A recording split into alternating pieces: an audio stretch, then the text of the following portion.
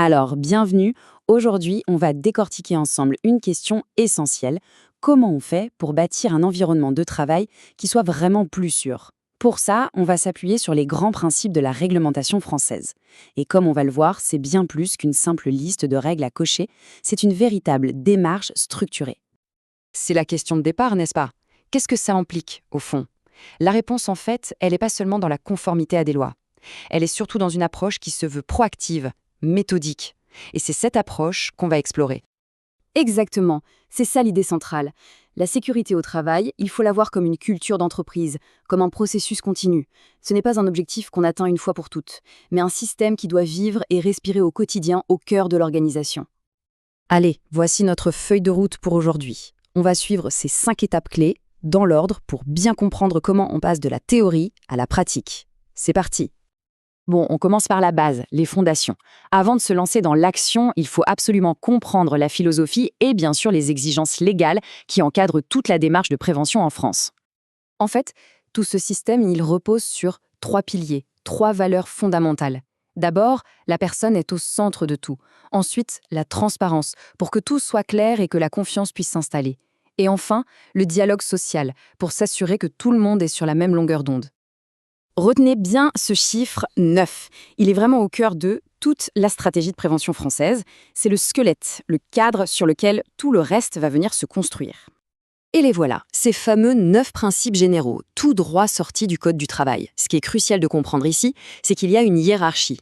L'objectif numéro 1, c'est toujours d'éviter les risques. Si c'est vraiment impossible, alors on les évalue, on les combat à la source. Et regardez le point numéro 8, c'est une philosophie clé. On privilégie toujours les protections collectives avant de penser aux équipements individuels.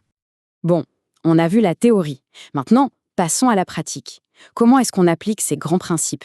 Eh bien, tout commence par un diagnostic. On peut voir ça comme un véritable bilan de santé de l'environnement de travail. Et l'outil central de ce diagnostic, c'est le DURP. Ce n'est pas juste un papier administratif de plus, c'est vraiment le point de départ de toute action. C'est dans ce document qu'on va identifier, analyser et hiérarchiser les risques pour ensuite planifier comment les réduire. Et d'ailleurs, il est obligatoire pour toutes les entreprises dès qu'il y a un salarié. Pour arriver à ce document, on suit un processus qui est très logique. D'abord, on découpe l'entreprise en unités de travail, pour être plus précis. On prépare l'analyse, puis on va sur le terrain pour observer le travail réel. C'est là qu'on analyse les risques concrets, pour enfin tout formaliser dans le DURP avec un plan d'action. Pour que ce soit un peu moins abstrait, prenons un exemple concret qui vient de la documentation source. Une activité toute simple, en apparence, le lavage de vitres. Regardez comment ça fonctionne. On quantifie le risque. On part d'un risque potentiel, brut, qui est très élevé pour la chute de hauteur. On applique des mesures de prévention, comme une perche ou de la formation. Et on obtient un risque résiduel, qui a bien baissé. C'est ce calcul qui va nous permettre de prioriser les actions à mener. Ici, on voit bien que même après les premières mesures, la chute de hauteur reste la priorité numéro 1. Ok, donc le diagnostic a été posé grâce au DURP. L'étape suivante, c'est logique, c'est le traitement. C'est là que les plans d'action entrent en scène. Le premier plan possible, c'est le PAP, pour plan d'action de prévention. Lui, il découle directement du DURP. Il concerne les risques internes, ceux qui touchent directement les salariés de l'entreprise. C'est en quelque sorte le plan de traitement maison. Le deuxième, c'est le PDP, le plan de prévention. Celui-là, il est absolument crucial quand une entreprise extérieure vient travailler sur un site. Il est fait en collaboration pour gérer les risques qui apparaissent quand plusieurs équipes cohabitent et travaillent en même temps. La différence entre les deux est donc assez claire. D'un côté, on a le PAP, c'est interne et ça vient du diagnostic de l'entreprise, son DURP. De l'autre côté, on a le PDP, c'est pour l'externe, c'est collaboratif et ça naît d'une inspection commune du lieu des travaux. Bref, 2 outils pour 2 situations bien différentes. C'est bien beau d'avoir des documents et des plans bien ficelés, mais s'il n'y a pas un management qui porte le sujet, ça risque de rester lettre morte. La culture de la sécurité, elle se construit et se vit au jour le jour.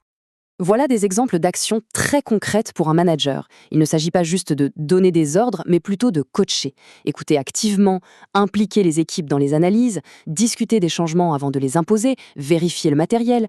C'est ce type de leadership qui transforme des règles en de véritables réflexes partagés par tous. Et nous voilà à la dernière étape de la boucle.